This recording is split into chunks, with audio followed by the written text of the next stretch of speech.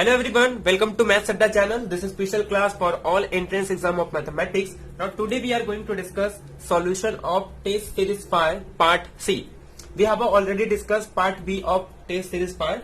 Now today we will discuss the part C test series 5. तो जो भी इस चैनल में नए हैं तो प्लीज चैनल को सब्सक्राइब कर ले और बेल आइकन को प्रेस कर ले ताकि आपको सारे अपकमिंग वीडियोस के नोटिफिकेशन मिल सके। और अगर वीडियो पसंद आता है तो प्लीज लाइक एंड शेयर करें। तो स्टार्ट करते हैं आज का lecture. Question number 41। Question number 41 में ये कह रहा है कि which of the following is are true, कि कौन सा फॉलोइंग इसमें से ट्रू है। क्या सारे सीक्वेंस के अंदर कंटेन्स करते हैं मोनोटोनिक सब सीक्वेंस।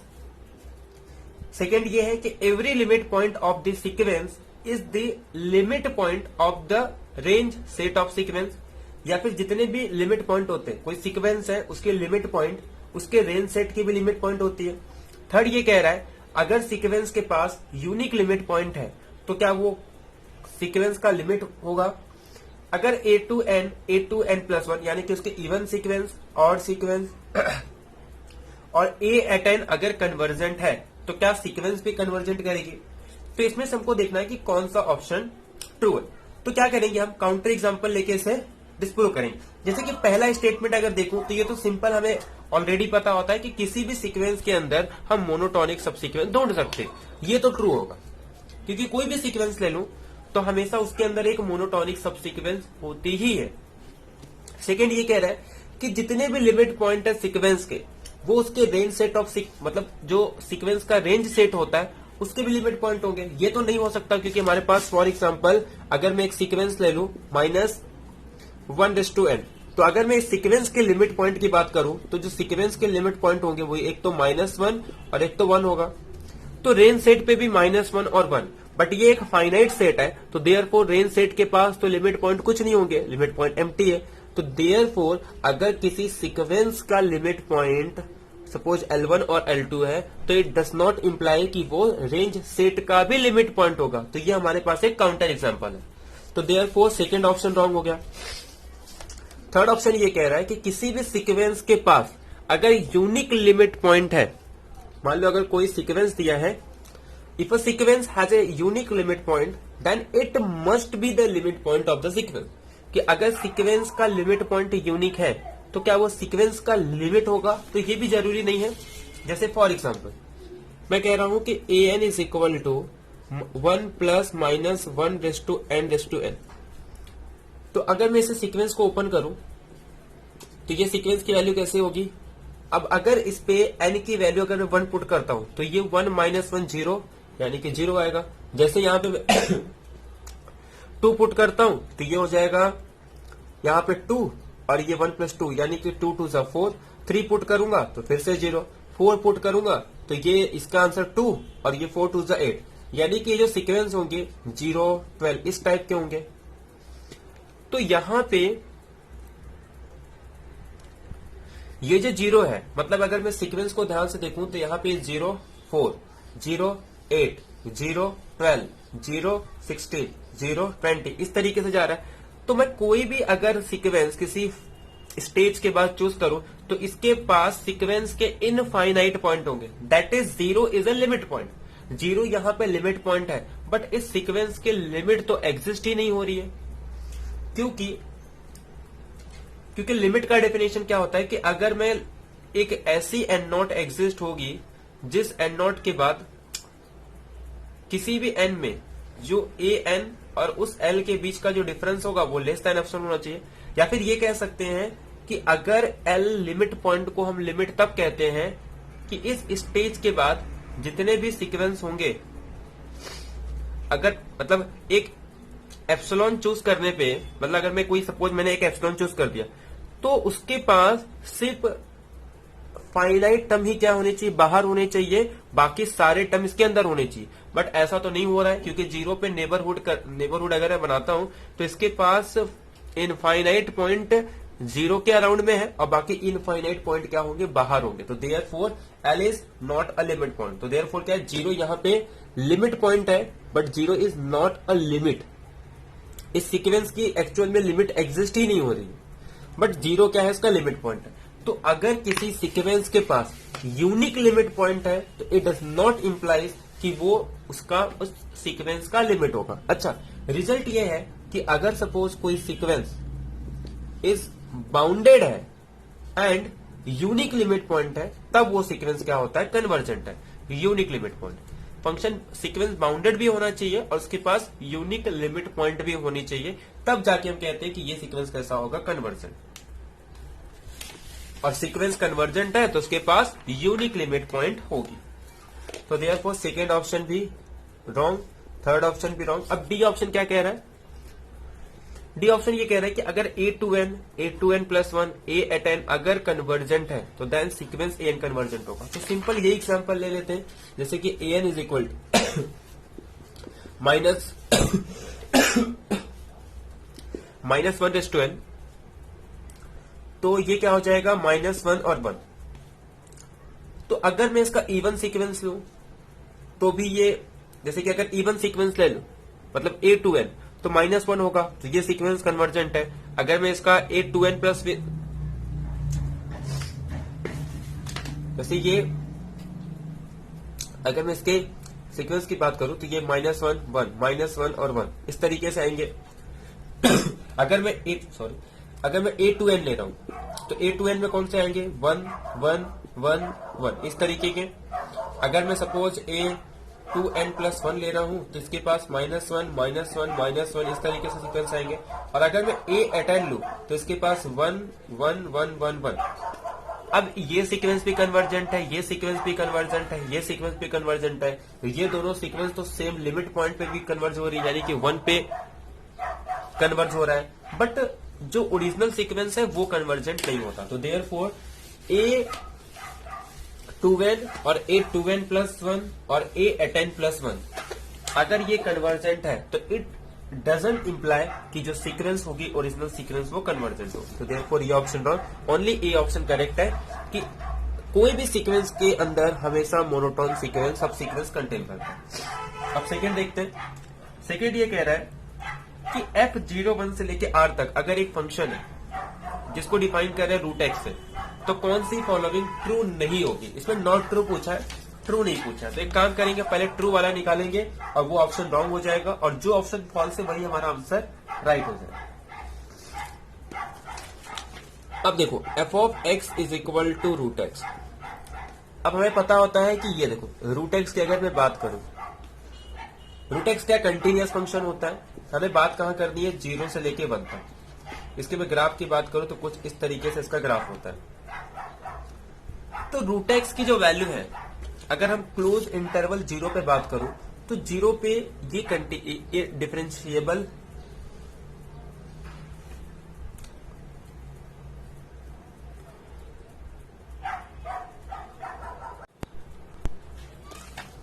तो ये सपोज इसका ग्राफ है y is equal to root x का।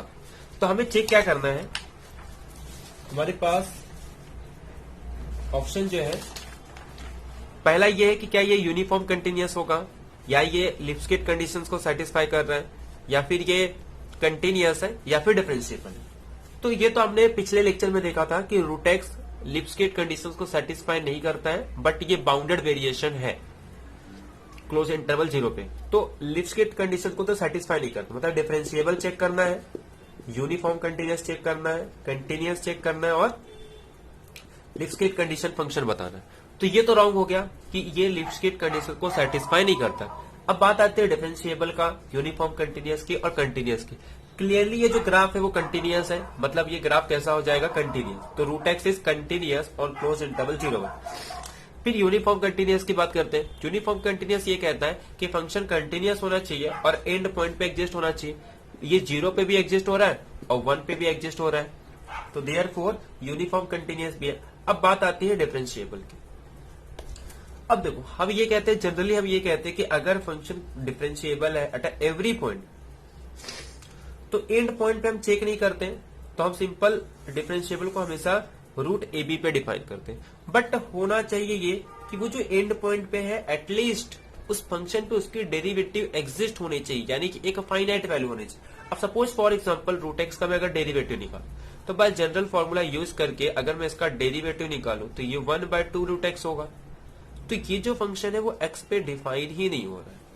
तो हम ये कहते हैं कि √x पे x is non zero, f of x is equal to √x, then their derivative, तो इसका जो डेरिवेटिव होगा that is f dash x is equal to 1/2√x when x is non zero.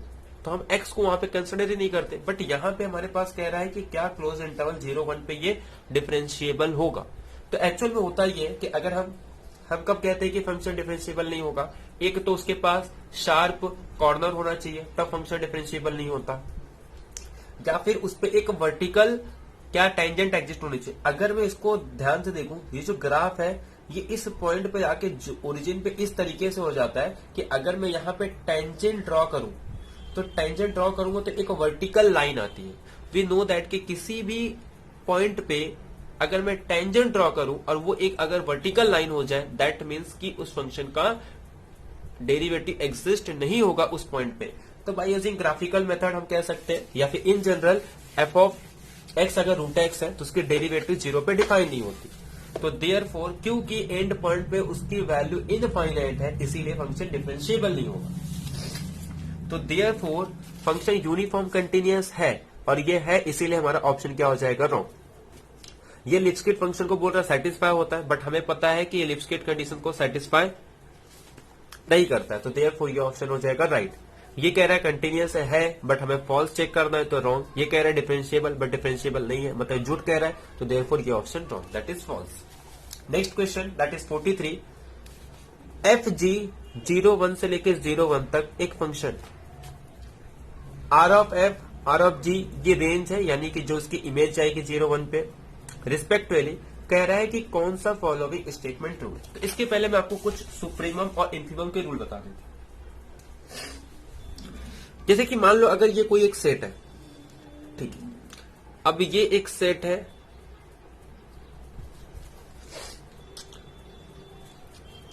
हाँ ठीक है, ये मेरे पास एक सेट हो गया ए, और इसी सेट का मैं अगर कोई इंटीरियर पार्ट ले लूं, मतलब पहले तो पूरा सेट और उसी सेट के अंदर एक सेट ले लूं, मतलब बी, और बी पूरी तरीके से ए के अंदर कंटेन कर रहा है। तो अगर मुझे इस फंक्शन का इन्फीमम और सुप्रीमम निकालना, तो इस सेट का जो सुप्रीमम वैल्यू है वो सबसे बड़ा कहां होगा, ए में, क्योंकि जो सबसे बड़ी वैल्यू तो अगर बी में है तो वो ए में भी होगी, बट हो सकता है सबसे बड़ी वैल्यू ए में हो और वो बी के पास ना हो। तो यानी कि जो सुप्रीमम वैल्यू सबसे बड़ी किसकी होगी, ए की, और उससे छोटा किसकी वैल्यू होगी, सुप्रीमम वैल्यू होगी बी की। बट इन्फीमम तो हमेशा इससे छोटा होता है, तो देयरफॉर इन्फीमम जो होगी बी की वजह से छोटी होगी। बट हो सकता है कि इस सेट की जो सबसे छोटी वैल्यू यहां कहीं हो और बी में ना हो, तो इसका मतलब जो सबसे छोटी वैल्यू वो भी किसके पास है, ए के पास। तो मतलब जो इन्फीमम है वो ए का हमेशा छोटा होगा, अगर कुछ इस तरीके का कंडीशन है तो यहां पे हमारे पास रिजल्ट क्या होता है, infimum of A, infimum of B, infimum of A is less than infimum of B, infimum of B is less than supremum of B, और supremum of B is less than supremum of B. कुछ इसी तरीके के concept का हमें use करना। But अगर मैं इस सेट को कुछ अलग तरीके से दे दूं, जैसे ये एक सेट है और ये एक बी सेट है, और मैं ये कह रहा हूं कि अब ये जो सेट है ये तो हमेशा इससे छोटा होगा। देखो दोनों में कॉन्सेप्ट सेम थे, वहां पे भी कह रहा था कि ए बी से छोटा है, यहां पे भी कह रहा है ए बी से छोटा है। अब ए बी से छोटा है, इसका मतलब ये कि अगर मैं इसके सुप्रीमम वैल्यू भी ले लू ना तो भी इसके इन्फीमम से छोटा होगा। दैट मीन कि जो इन्फीमम है ए का वो तो लेस देन होगा सुप्रीमम ए से, बट इसकी पूरी वैल्यू इससे छोटी है। दैट मीन्स जो supremum of A less than होगा इन्फीमम ऑफ बी से, और infimum of be less than होगा सुप्रीमम ऑफ बी से। तो इसी दो कॉन्सेप्ट का यूज करके यहां पे हमें सीक्वेंस में भी रेंज ऑफ सेट का भी सुप्रीमम और इन्फीमम फाइंड करना।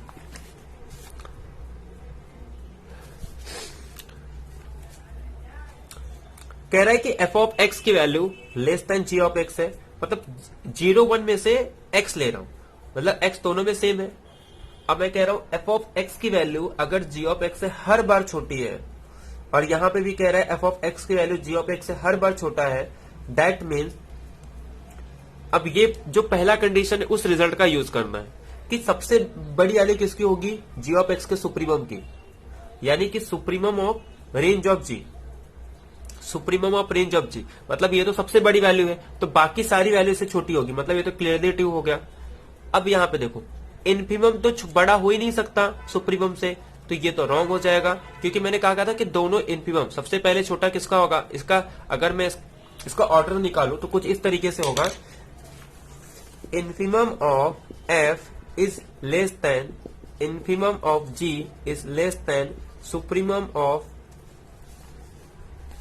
अरे उल्टा हो गया, ठीक है, सबसे छोटी वैल्यू किसकी होगी, infimum of g is less than infimum of f is less than supremum of f is less than supremum of ji, supremum of, ये इस तरीके से रिजल्ट होगा। तो देखो, तो सुप्रीमम ऑफ रेंज जी सबसे बड़ा है तो ये तो ट्रू, इसमें कह रहा है इन्फीमम ऑफ आर जी, मतलब इन्फीमम ऑफ रेंज ऑफ जी, सब में रेंज आएगा कि जो इन्फीमम है रेंज जी वो ग्रेटर देन होगी। अब मैं कह रहा हूं इन्फीमम ऑफ रेंज जी सबसे छोटा है तो देयरफॉर ये ऑप्शन रॉन्ग, मतलब फर्स्ट ऑप्शन रॉन्ग होगा। बट सेकेंड में ऐसा नहीं है, सेकेंड में अब एक्स और वाई डिफरेंट है, यानी कि एक्स और वाई और दोनों डिफरेंट वैल्यू के लिए एफ ऑफ एक्स और मतलब f of x less than g of y, तो हम काउंटर एग्जाम्पल भी लेके कर सकते हैं इसमें, बट आपको जो कॉन्सेप्ट यूज करना है वो जो मैंने सेकेंड वाला बताया था वो। अब इसमें क्या होगा कि एफ ऑफ एक्स की इन्फीमम सुप्रीमम चाहे कुछ भी हो, ये इसके इन्फीमम से भी छोटा होगा, मतलब एफ की जो रेंज है उसकी इन्फीमम वैल्यू जी के रेंज से भी छोटी होगी, तो देयरफॉर ये राइट। एफ का सुप्रीमम वैल्यू भी इसके इन्फीमम से छोटी होगी, तो देयरफॉर ये राइट, यानी कि B C D option right होगी, बाकी ए रॉन्ग हो जाएगा।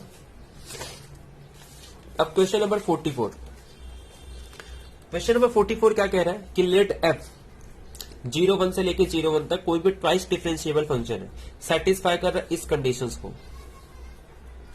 एक कंडीशन गिवन है, हर एक एक्स वाई बिलोंग्स टू 0 1 और कोई भी ए जो है वो 0 1 से बिलोंग कर रहा है, then for all x belongs to 0 1 कह रहा है कि इसके डबल डेरिवेटिव ग्रेटर देन 0 है, इसके double derivative greater than is equal to 0 है, मतलब single first time derivative greater than is equal to 0 है, सेकेंड जो सेकेंड ऑर्डर का डिफरेंशिएबल है वो ग्रेटर देन 0 होगा, वन टाइम और सेकेंड टाइम लेस, मतलब इसके डेरिवेटिव ग्रेटर देन 0 है या लेस देन 0 है, मतलब greater than is equal to 0 है या less than is equal to 0 है, या फिर उसके डबल डेरिवेटिव वो greater than is equal to 0 है या less than is equal to 0, ये हमें चेक करना है। तो अब इसके पहले हमें समझना होगा कि कॉन्वेक्स फंक्शन क्या होता है, what is known as a convex function, कि कॉन्वेक्स फंक्शन हम किसे कहते हैं। अगर मैं ज्योमेट्रिकली बताऊं तो कॉन्वेक्स फंक्शन क्या होता है, जो हम ग्राफ में कॉनकेव अपवर्ड जिसको बोलते हैं ना, ये वाली ग्राफ, तो इसी को हम कहते हैं कॉन्वेक्स फंक्शन। तो कॉनकेव अपवर्ड का डेफिनेशन ही होता है कि इसके डबल डेरिवेटिव क्या होने चाहिए, ग्रेटर देन 0, तो यहीं से हमारा ऑप्शन क्लियर हो जाता है। तो वहां पे सिर्फ ग्रेटर देन होता है, तो यहां पे हम greater than is equal to 0, तो इसे हम कहते हैं कॉन्वेक्स अपवर्ड को ही हम कहते हैं कॉन्वेक्स फंक्शन। बट अगर इसे और डिटेल में कहूं तो अगर सपोज एक फंक्शन डिफाइन कर रहा हूं मैं किसी 0 1 से लेके 0 1 तक, ठीक है, 0 1 से लेके 0 1 तक एक फंक्शन डिफाइन करूं, अगर ये ट्वाइस डिफरेंशिएबल है तो इस फंक्शन को मैं कहना चाहता हूं कि क्या होगा, ये कॉन्वेक्स फंक्शन। अगर इसमें सपोज कोई ए बी एग्जिस्ट हो जाए सच दैट कि ये सेटिस्फाई करेगा एक कंडीशन को, और वो ये कंडीशन ये है कि f of a x plus b y ये हमेशा लेस देन होगा a into f of x plus b into f of y, where a b belongs to suppose 0 1 और a प्लस बी की वैल्यू क्या होगी 1, ये कंडीशन कि इन दोनों का जो सम है वो 1 होना चाहिए। तो यहां पे अगर मैं ध्यान से देखूं, और कॉन्वेक्स फंक्शन की प्रॉपर्टी है कि इसके double derivative greater than is equal to 0 होगा। अब देखो यहां पे a और a-1 वन माइनस ए, तो अगर मैं इसे ऐड करूंगा तो ए कैंसिल हो रहा है, आंसर 1। और यही कह रहा है ना कि f of a x less than a into f of x plus 1 minus a f of y, मतलब उसी कंडीशन को सेटिस्फाई कर रहा है।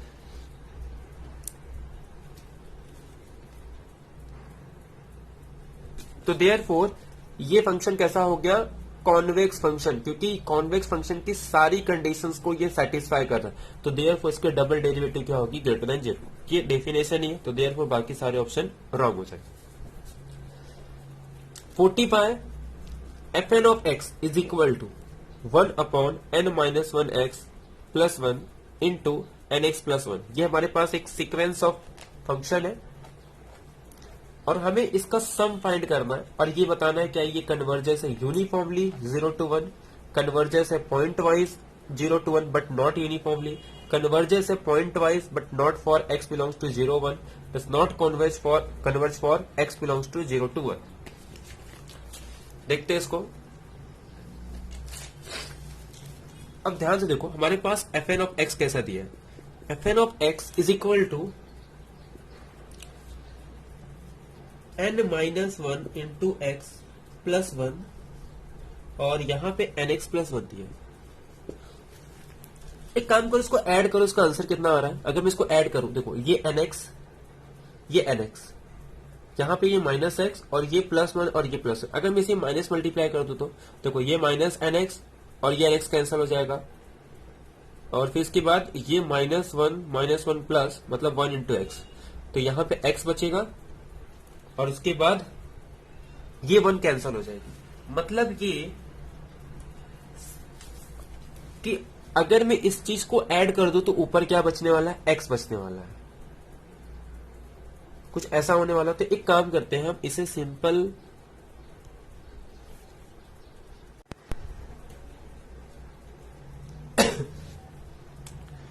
तो यहां पे एक्स होगा, ठीक है। तो ये एक्चुअल में क्वेश्चन शायद रॉन्ग है, यहां पे एक्स होना चाहिए था।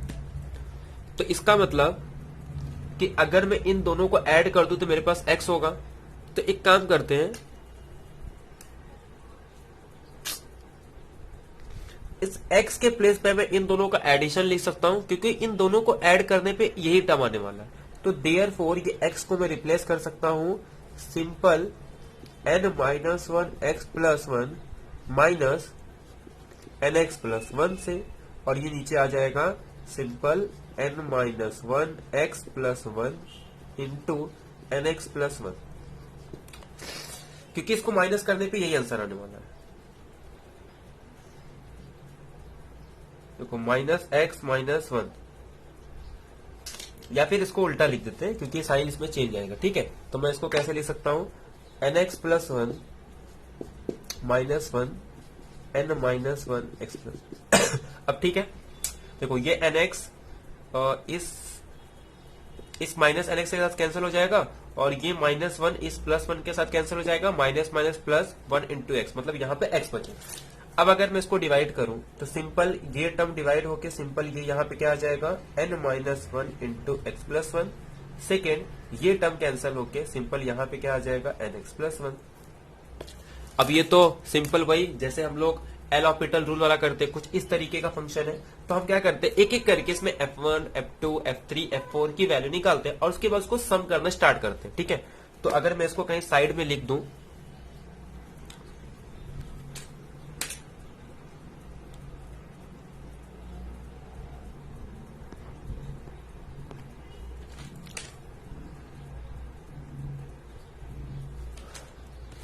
तो इसको मैं कहीं साइड में लिख देता हूं और उसके बाद इसको धीरे धीरे करके इसको एक्सपांड करते हैं। तो देखो अगर मैं पहले f1 निकालूं तो f1 मतलब ये क्या हो जाएगा, सिंपल 1 से 0 कैंसिल, सिर्फ 1। यहां पे अगर n के प्लेस पे 1 पुट करूंगा तो ये माइनस 1 अपॉन एक्स प्लस 1 होगा। अगर इसी तरीके से मैं f2x निकालूं तो f2x क्या होगा, सिंपल यहाँ पे 1 अपॉन एक्स प्लस 1 और यहाँ पे 2 पुट करूंगा तो ये मेरे पास माइनस 1 अपॉन 2x प्लस 1। इसी तरीके से मैं अगर f3 ऑफ x निकालूं, ये मेरे पास fn ऑफ x है। तो f3 ऑफ x क्या होगा, यहाँ पे 1 अपॉन 2x प्लस 1 और माइनस 1 अपॉन ये 3x प्लस 1। यानी कि जब मैं इसको ऐड करूंगा तो मेरे पास sn ऑफ x क्या होगा, देखो ये टर्म इससे कैंसिल, ये टर्म इससे कैंसिल, ये सारे टर्म कैंसिल होंगे, सिंपल 1 अपॉन nx प्लस 1। तो यानी कि अगर मैं इसे और अच्छे से सॉल्व करूं तो ये मेरे पास nx plus 1 minus 1 upon nx plus 1, यानी कि Sn ऑफ x ये एक सीक्वेंस आ गया, यानी कि जो Sn ऑफ x है ये -1 cancel, simple nx 1 upon nx plus 1, और हमारे पास x की जो वैल्यू है वो 0 से लेके 1 तक है। अब इसमें चेक करना है कि क्या ये यूनिफॉर्मली कन्वर्जेंस है या फिर ये पॉइंट वाइज कन्वर्जेंस है या फिर कन्वर्जेंस है pointwise at x is equal to 0 but for x, मतलब x इज इक्वल टू 0 के लिए है बट बाकी के लिए नहीं है। तो ध्यान से देखो, इसकी अगर मुझे पॉइंट वाइज निकालना है तो मैं limit n tends to infinity Sn of x निकाल दूंगा। तो क्लियरली यहाँ पे दो केसेस आएंगे। अगर मैं 0 पुट कर दूं x के प्लेस पे तो इसकी वैल्यू 1 आ जाएगी। बट अगर मैं सपोज अगर मैं x को 0 पुट कर दूं तो सिंपल नीचे फाइनाइट वैल्यू ऊपर 0, मतलब ये 0 आ जाएगा। बट बाकी के वैल्यू के लिए हम क्या करेंगे, n ऑफ x को कॉमन ले लेंगे। तो अगर मैं n ऑफ x को कॉमन ले लूं तो ये सिंपल क्या हो जाएगा 1 अपॉन nx प्लस, तो यहाँ पे अगर मैं लिमिट पुट करूं तो ये 0, यानी कि इसकी आंसर कितनी आ जाएगी 1। तो देयरफॉर ये 1 आ रहा है जब x की वैल्यू नॉन 0, मतलब ये पॉइंट वाइज है जिसमें x इक्वल टू 0 पे इसकी वैल्यू 0 आ रही है और नॉन 0 के लिए 1। बट ये क्लियरली कंटिन्यूअस फंक्शन नहीं है, सारे सीक्वेंस इसके कंटिन्यूअस है बट इसके लिमिटिंग वैल्यू कंटिन्यूअस नहीं है। तो therefore Sn of x uniform continuous नहीं हो सकता। ये सीरीज का क्वेश्चन नहीं है बल्कि ये फाइनाइट सम का, यहां पे मैं क्या करना था, इसका फाइनाइट सम निकालना था। तो फाइनाइट सम भी किसके फॉर्म में आ रहा है, एक सीक्वेंस के फॉर्म में आ रहा है।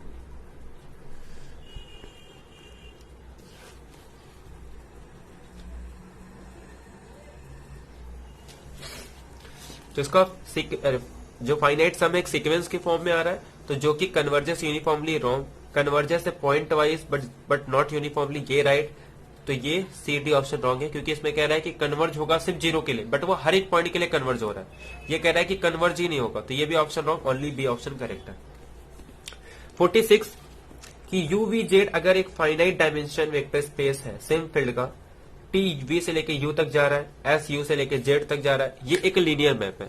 तो ये सिंपल क्वेश्चन है, कह रहा है कि rank S T can not accessed कर सकता है एस और टी को। तो ये तो सिंपल रिजल्ट है, जैसे प्रोडक्ट में होता है टू मैट्रिक्स का, कि जो प्रोडक्ट की रैंक होती है वो हमेशा ए और बी से छोटी होती है, यानी कि जितना मैं कंपोजिट लूंगा उतना रैंक उसका कम होगा और नलिटी उतनी ही बढ़ेगी।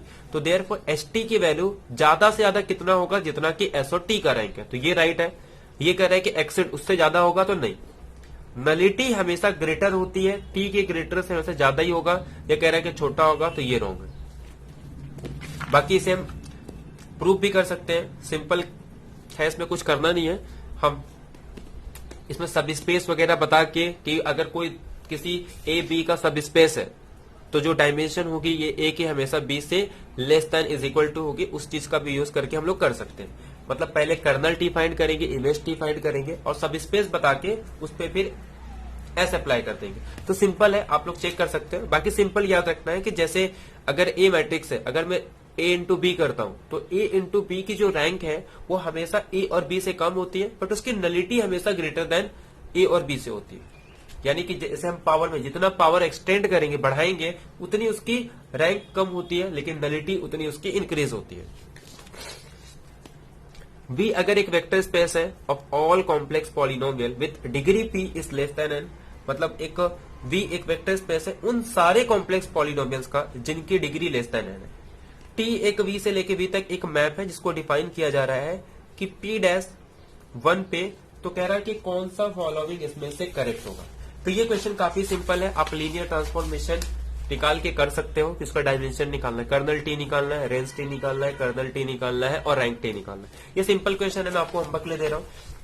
इसमें है क्या, सिर्फ एक लीनियर ट्रांसफॉर्मेशन फाइंड करना है। और इसको कैसे कि कोई भी पॉलिनोमियल लो, पहले उसका डेरिवेटिव फाइंड करूं और डेरिवेटिव पे उसका डेरिवेटिव पे पॉइंट क्या पुट करना है बस, तो इसे एक मैट्रिक्स फॉर्म करना। तो हम इसे 3 क्रॉस 4 क्रॉस के लिए चेक करके बता सकते हैं। क्वेश्चन नंबर 48, इसमें क्या कह रहा है कि n cross n real matrix है, ए एक n cross n real matrix है और लैम्बडा एक बिलोंग कर रहा है रियल नंबर को, दैट इज स्केलर, और एक non zero vector v belong कर रहा है r स्टूडेंट को। सपोज ये हमारे पास कंडीशन, ये इंपॉर्टेंट है, कि a minus lambda I whole raised to k into v where v is a non zero vector for some positive integer k और I एक n cross n identity matrix है, तो कौन सा फॉलोइंग इसमें से ट्रू होगा? क्या a minus lambda I raised to k plus r की वैल्यू 0 हो जाएगी हर एक इंटीजर के लिए, या फिर a minus lambda I whole raised to k minus 1 into v ये 0 होगा, या फिर a minus lambda I is not injective, या फिर lambda is an eigen value of A. तो चेक करते हैं इसमें से कौन सा ऑप्शन राइट है और कौन सा ऑप्शन रॉन्ग है। पहले हमारे पास गिवन क्या दिया है, अगर मैं गिवन को ध्यान से देखूं तो हमारे पास जो गिवन है वो ये है कि a minus lambda I raised to k on v is equal to 0। तो अगर सपोज मुझे पहला ऑप्शन ये कह रहा है कि a minus lambda I raised to k plus r निकालना, तो मैं इसे सिंपल क्या लिख सकता हूं, a minus lambda I raised to k a minus lambda I raised to r। तो ये तो पार्ट 0 है, तो देयरफॉर 0 इंटू 0 मतलब ये तो ट्रू हो गया। बाय सिंपल इसका यूज करके हम इसे ट्रू कर सकते हैं, बाकी इसे हम ब्रेक भी कर सकते हैं। बट याद रखना है ये जो के आर की वैल्यू ग्रेटर देन 0 के लिए तो वैलिड होती है, बट यही चीज आर लेस देन 0 के लिए वैलिड नहीं होती। तो इसके लिए एक काउंटर एग्जांपल लेके हम इसे एलिमिनेट कर सकते हैं। जैसे यहां पे ये कह रहे हैं कि a minus lambda I raised to k minus v is equal to 0, ये 0 होगा, बट ये 0 नहीं होता है। अच्छा, इसके लिए नहीं होता है, हम क्या करेंगे, एक ऐसा मैट्रिक्स ले लेंगे। सपोज हम ऐसा एक मैट्रिक्स ले लेंगे जिसका a स्क्वायर करने पे 0 आता है। जिस मैट्रिक्स का अगर मैं a स्क्वायर कर दूं तो 0 होगा, but a is non zero है। तो अगर a नॉन जीरो है तो a माइनस लैम्बडा आई और सपोज k को मैं ले लेता हूं 1। मैं कह रहा हूं अगर ये नॉन जीरो है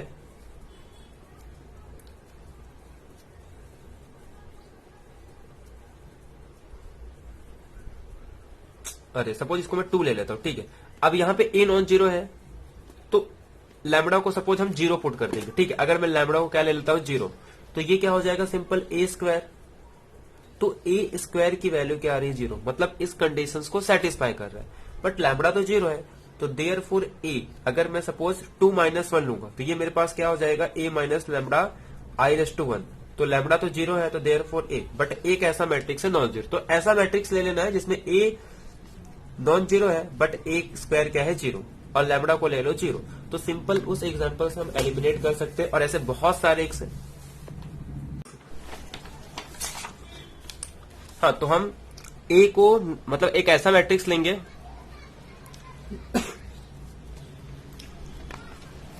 जिसमें a नॉन जीरो होगा बट a स्क्वायर 0 होगा, तो उससे हम ये ऑप्शन को एलिमिनेट कर सकते हैं और लैम्बडा को 0 ले लेंगे। फिर ये कह रहा है कि a minus lambda I is not injective, कि a माइनस लैम्बडा आई क्या नहीं होगा, इंजेक्टिव नहीं होगा। अब नॉट इंजेक्टिव का मतलब क्या होता है?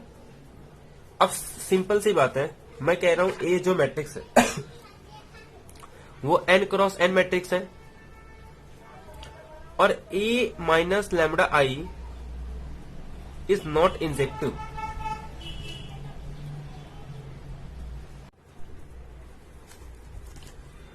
तो a माइनस लैम्बडा आई को नॉट इंजेक्टिव बताना है। तो अच्छा, मैं कह रहा हूं a माइनस, हमारे पास गिवन क्या है कि a minus lambda I whole raised to k v is equal to 0। इसका मतलब क्या है कि अगर ये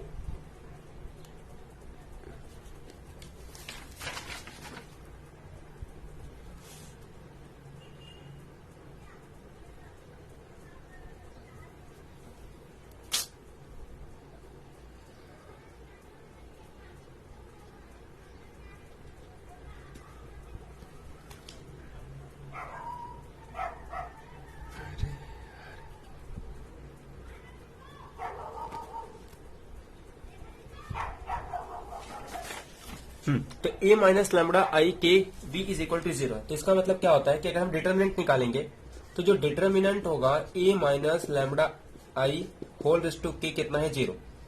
तो डिटरमिनेंट को अगर अंदर लेके जाएंगे तो देयरफॉर इसका मतलब ये कि जो डिटरमिनेंट a माइनस लैम्बडा आई कितना हो गया 0। तो अगर इसका k पावर 0 है तो इसका मतलब सिंपल ये है कि जो डिटर्मिनेंट है lambda i is equal to 0, और किसी भी मैट्रिक्स का अगर डिटर्मिनेंट 0 है तो देयरफॉर मैट्रिक्स कैसा है, नॉन इन्वर्टिबल। और अगर कोई मैट्रिक्स नॉन इन्वर्टिबल है तो इसका मतलब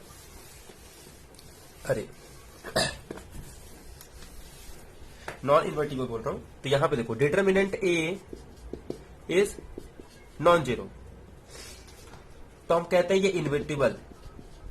तो इन्वर्टिबल में क्या होता है, ये फंक्शन 1 1 एंड ऑन टू होता है। लेकिन अगर फाइनाइट डायमेंशन में कोई फंक्शन अगर 1 1 ना हो तो वो ऑन टू भी नहीं होता है, अगर ऑन टू नहीं है तो 1 1 भी नहीं होता है। तो देयरफॉर क्लियरली यहां पे ये फंक्शन इन्वर्टिबल नहीं है, दैट मीन्स वो ऑन टू फंक्शन नहीं होगा, क्योंकि ऑन टू और ऑन वन दोनों साथ साथ में। तो देयरफॉर ये इंजेक्टिव नहीं होगा। अब लास्ट ऑप्शन कह रहा है कि lambda is an eigen value of A, तो क्लियरली ये तो डेफिनेशन ही है। फोर्थ ऑप्शन क्या है कि lambda is an eigen value of A, कि लैम्बडा आइगन वैल्यू ही होगा। तो देयरफॉर मैं कह रहा हूं ए माइनस लैम्बडा आई, अगर ये इसका डिटर्मिनेंट 0 है तो ये तो डेफिनेशन ही हो जाता है कि ए माइनस लैम्बडा आई अगर एक सिंगुलर मैट्रिक्स है तो therefore lambda is an eigen value of A, तो क्लियरली लैम्बडा आइगन वैल्यू हो जाएगा इनका। मतलब इसमें से जो ए ऑप्शन, सी ऑप्शन और डी ऑप्शन करेक्ट है। नेक्स्ट क्वेश्चन कि V अगर एक फाइनाइट डायमेंशन का रियल वेक्टर स्पेस है और T V से लेकर V तक नील पोटेंट है। अब मैं कह रहा हूं नील पोटेंट का मतलब क्या होता है, उसके सारे आइगन वैल्यू 0, ये सिंपल डेफिनेशन है। अब मैं कह रहा हूं सारे आइगन वैल्यू 0 है और S को इसी T के कॉम्बिनेशन में लिखा है।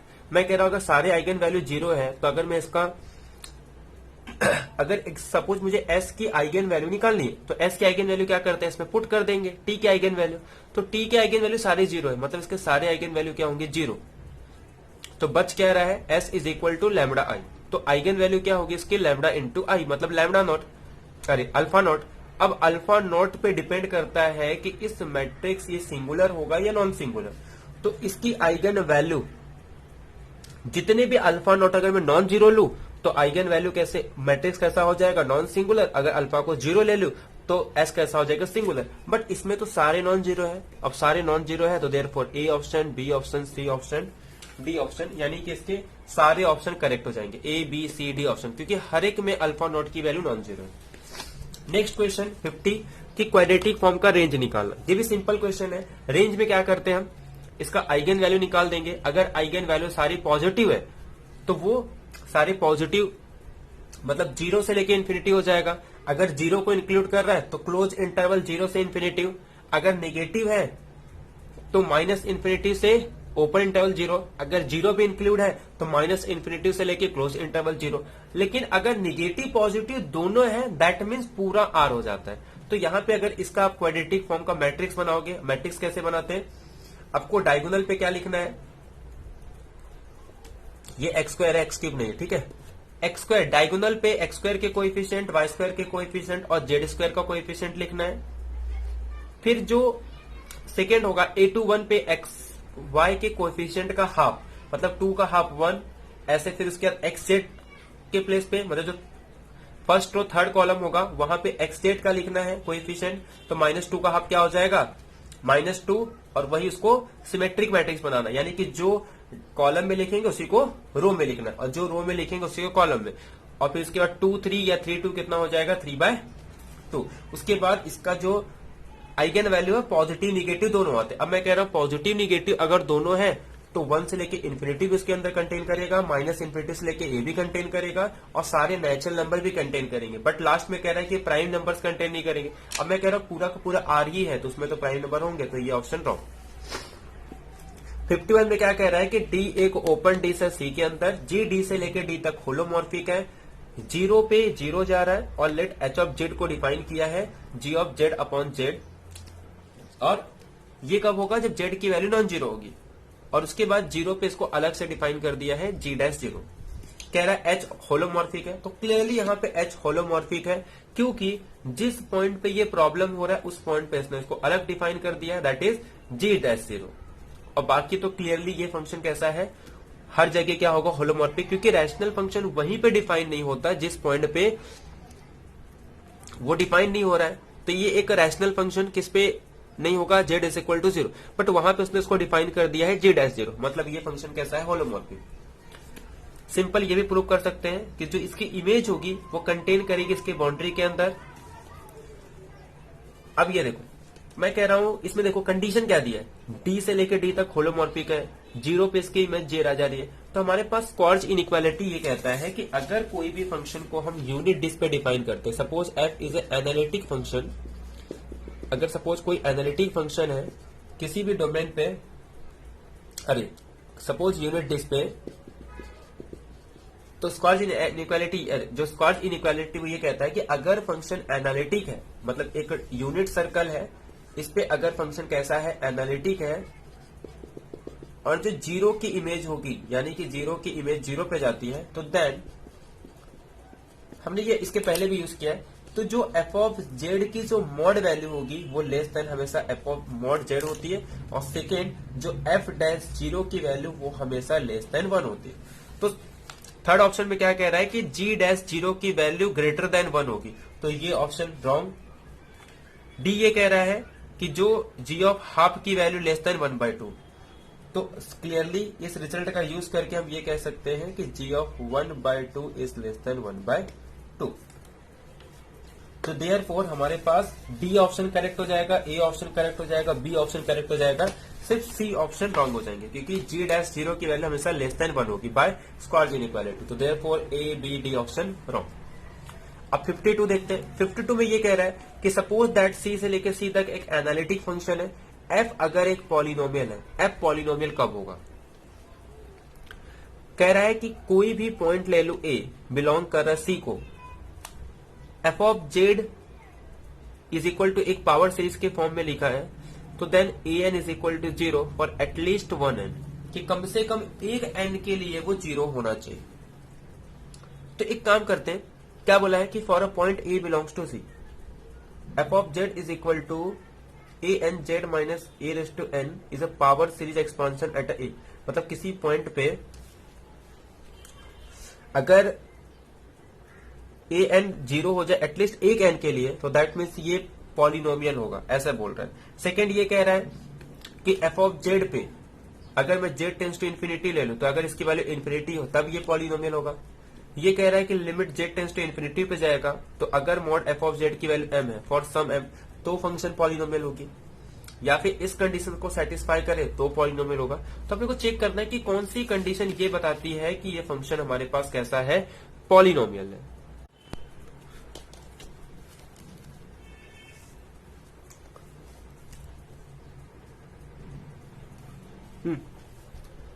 तो सी से लेके सी तक एनालिटिक फंक्शन लेना है और एफ पॉलिनोमियल है, होगा कब।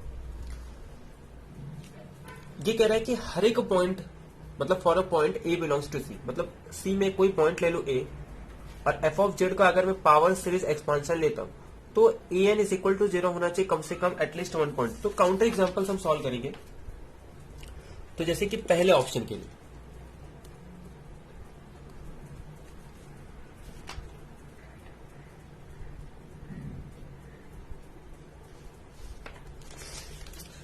तो पहला ये कह रहा है कि अगर पहला कंडीशन सेटिस्फाई होगा तो पॉलिनोमियल होगा। तो एक काम करते हैं, एफ ऑफ जेड के प्लेस पे साइन जेड ले लूं। तो अगर मैं एफ ऑफ जेड के प्लेस पे साइन जेड लेता हूं, तो साइन जेड का एक्सपेंशन हमें पता होता है z minus z cube by 3 factorial plus z is to 5/5 factorial. इस तरीके चलते हैं। तो क्लियरली ये एटलीस्ट एक पॉइंट के लिए तो 0 हो रहा है, ठीक है। तो यहां पे A N is equal to 0 for at least 1 value, but यहां पे ये तो पॉलिनोमियल नहीं है, तो देयरफॉर फर्स्ट ऑप्शन रॉन्ग हो गया। सेकेंड ये कह रहा है कि limit n tends to infinity mod f of z की वैल्यू अगर इन्फिनिटी होगी तो ये पॉलिनोमियल होगा। अब क्लियरली इसका मतलब क्या है कि इन्फिनिटी पे इसके पास पोल है, f of z has a pole at infinity, तो इसका मतलब एफ ऑफ जेड के पास अगर इन्फिनिटी पे पोल है, तो इसका मतलब इसके पास सिर्फ फाइनाइटली मेनी टर्म्स होंगे प्रिंसिपल पार्ट्स में, terms on a principal part.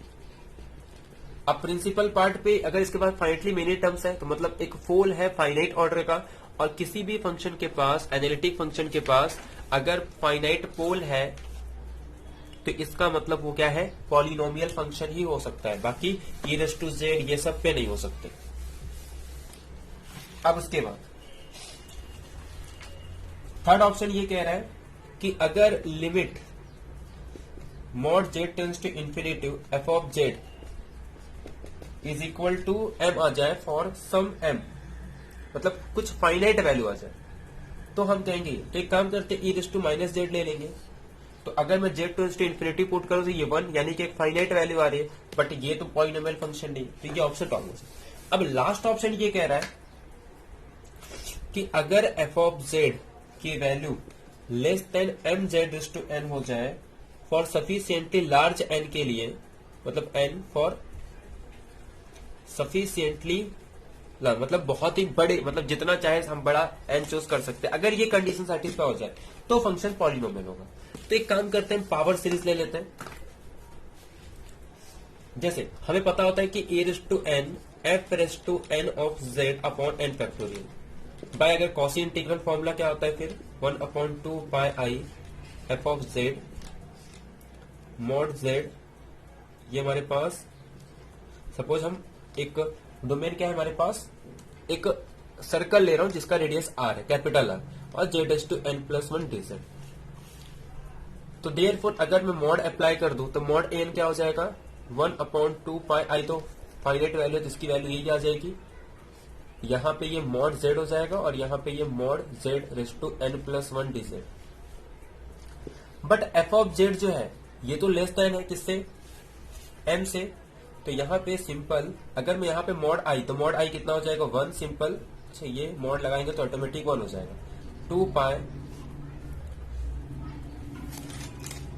ये हमारे पास circle mod Z is equal to R, mod Z is equal to are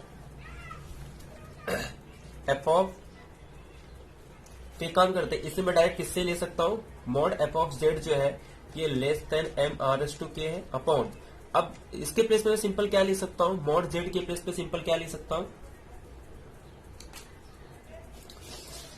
are raise to N plus 1। तो देयरफॉर ये मेरे पास सिंपल यहां से इसे मैं क्या ले सकता हूं 1/2 pi I R raise to K upon R raise to N plus 1, और सिंपल ये आ जाएगा मेरे पास mod Z where mod Z is equal to R. तो ये सिंपल हमारे पास क्या आ जाएगा, एरिया आ जाएगा, अरे आर्क लेंथ आता है। तो अगर मैं एक सर्कल का आर्क लेंथ निकालूं तो सर्कल का आर लेंथ कितना होगा 2 पाई, जितनी इसकी रेडियस है, तो 2 पाई आर।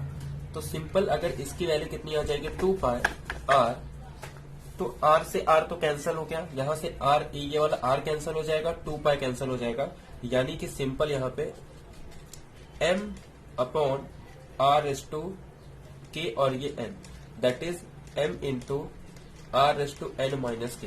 तो अब ये डिपेंड करता है कि r की वैल्यू को अगर मैं इन्फिनिटी पे अप्रोच करूं तो an की वैल्यू 0 होगी, बट यहाँ पे जो n की वैल्यू है वो ग्रेटर देन k होनी चाहिए, मतलब n की वैल्यू अगर ग्रेटर देन k है तो जो an है वो किसको अप्रोच कर रहा है, 0 को अप्रोच कर रहा है। तो इसका मतलब अगर हमारे पास n, मैं कोई ऐसा n चूज कर सकता, मतलब कोई ऐसा k चूज कर सकता हूं जिसके बाद an की वैल्यू अगर 0 को अप्रोच कर रही है या फिर इसकी एक फाइनाइट लिमिट आ रही है, तो इसका मतलब ये फंक्शन कैसा है, पॉलिनोमियल फंक्शन है। तो देयरफॉर ये कंडीशन भी क्या कर रहा है कि पॉलिनोमियल, तो मतलब हमारे पास जो ऑप्शन है वो कौन कौन से राइट होंगे, एक तो पहला ऑप्शन तो रॉन्ग है, तो हमारे पास जो ऑप्शन राइट होंगे एक तो बी ऑप्शन राइट होगा और डी, बाकी ए और सी ऑप्शन रॉन्ग होंगे। बाकी के इसके बाद जितने भी क्वेश्चन है वो काफी सिंपल क्वेश्चन है, तो ये आप लोग होमवर्क में कर लेना, इजी क्वेश्चन है ये सारे। 53 में कह रहा है कि mod f of Z is equal to z square, तो ये तो सिंपल क्वेश्चन है, सिर्फ ट्रांसफॉर्मेशन करना है, वैल्यू पुट करके भी चेक कर सकते हैं कि फर्स्ट क्वाड्रेंट कहां जाएगा, अपर हाफ प्लेन कहां जाएगा। तो ये एक सिंपल क्वेश्चन है जो आप लोग कर लेना।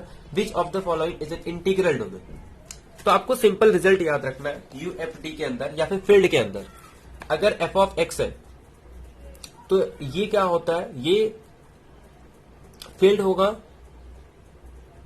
इफ एंड ओनली ये इंटीग्रल डोमेन।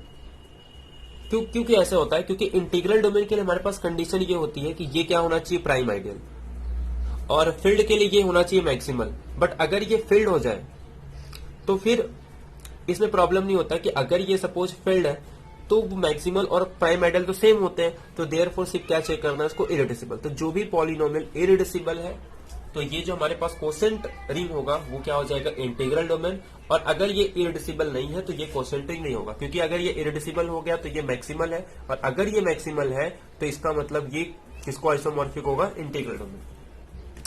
देखो यूएफडी के अंदर भी होता है कि जितने भी प्राइम एलिमेंट है वो हमेशा क्या होता है, इरिड्यूसिबल एलिमेंट। तो यूएफडी के अंदर अगर वो प्राइम एलिमेंट है तो वो इरिड्यूसिबल होगा, राइट। अगर वो इरिड्यूसिबल है तो प्राइम होगा, राइट। आर अगर यूएफडी है तो R of x also UFD. तो ये हमारे पास ये होता है कि अगर आर एक फील्ड है या फिर यूएफडी हो तो उसका जो पॉलिनोमियल रिंग है वो भी क्या हो जाता है, यूएफडी। इसका डी ऑप्शन लिखा नहीं है तो जो भी होगा देख लेना। 56 में which of the following prime satisfy the congruences, ये भी सिंपल क्वेश्चन है, कॉन्ग्रुएंस का यूज करके ये आप निकाल सकते हो, ठीक है। तो इसका 41 और शायद 67 राइट होगा, तो आप चेक कर सकते हैं। तो फिर ये था हमारा आज का लेक्चर। उम्मीद करता हूं आपको लेक्चर पसंद आया होगा। तो अगर वीडियो पसंद आया तो प्लीज लाइक करें और कमेंट करें, और जितना हो सकता है अपने दोस्तों के साथ शेयर करें। Thank you to all of you.